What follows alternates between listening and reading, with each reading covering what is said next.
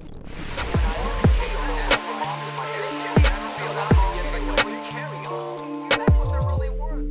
right, welcome back. So the second installment of What is Cosell Watching? I'm going to focus on something that's become a tradition long ago and truly an iconic brand. I'm sure a lot of you guys also do the same thing if you watch college football religiously as I do. ESPN's College Game Day and where exactly it is right now and what its importance is and the concerns that I have. Let's go back a little bit. People forget in the late 80s, right around 87, that's when the show began. And I remember it had Tim Brando, Beano Cook, who, every year Notre Dame is going to win the national title, and then Lee Corso.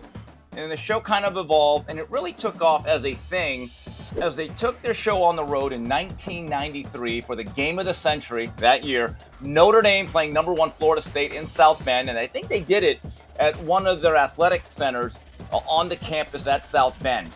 And that's when it really became this truly iconic show, and it became a road show. And I think the most important hour and a half, 2 hours that college football could have. It was part 60 Minutes, part NFL Today, part Sports Center, part Today Show, all wrapped up in one. And it really encapsulated what this game meant to the country, specific regions, and it previewed everything. And you got to know college football.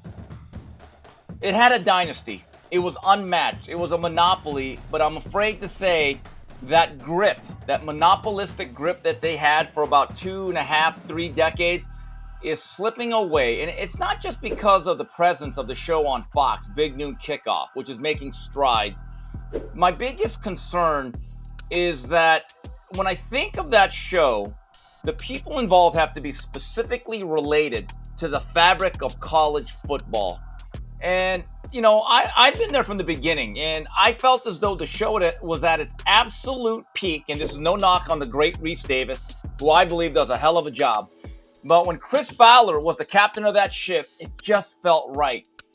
Now you have the introduction of Pat McAfee, who was a multi-talented, multi-dimensional broadcaster. You know what? And as much as I like him on his show, I just don't think he fits. I just don't think he understands the college football culture, and his recent attacks on Old Crimson. I mean, those are good people at Wazoo. Come on, they're going to be orphans soon. They're looking for a conference. No need to kick a school when they're down. Come on. There was no need for that. But really, I'm saddened by the health decline of one Lee Corso, the coach, who I believe is the only member of the cast that's been there all the way from 87 to beyond. And I don't know what you do with him. He was such an integral part of that show, and not just with the headgear picks, right?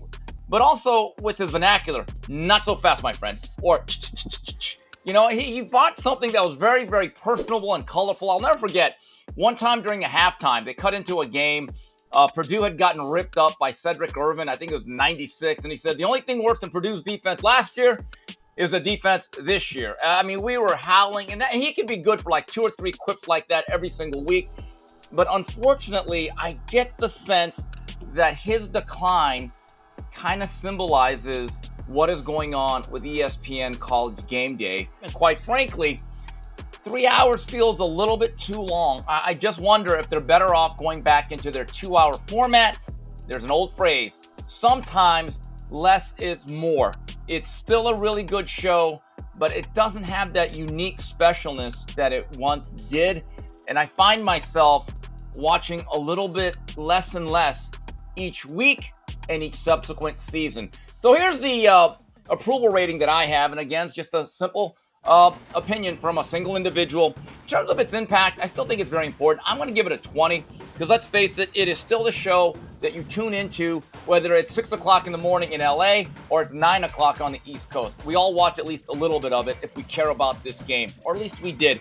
In terms of its authenticity, unfortunately, like many other programs at ESPN and Disney, they do lean into some agendas, and sometimes, or more and more, I find myself rolling my eyes at some of the stuff they talk about and some of the stuff that they say. So I'm going to give it a 15. In terms of its fairness, I do think they have an SEC bias to a certain degree, given their relationship with that particular conference. I know a lot of people talk about it. sometimes it is very, very hard to ignore. So in terms of fairness, I'm going to give it a 15. And in terms of entertainment, sometimes the show drags on a little bit. It really does. Again, less can be more, so I'm going to give it a 10. So overall, it's candlelit at 60. Again, college game day is something that is still very vital to the college football landscape, but it's not what it used to be. If you enjoyed that video, be sure to hit the like button and subscribe so you never miss a moment of Fearless.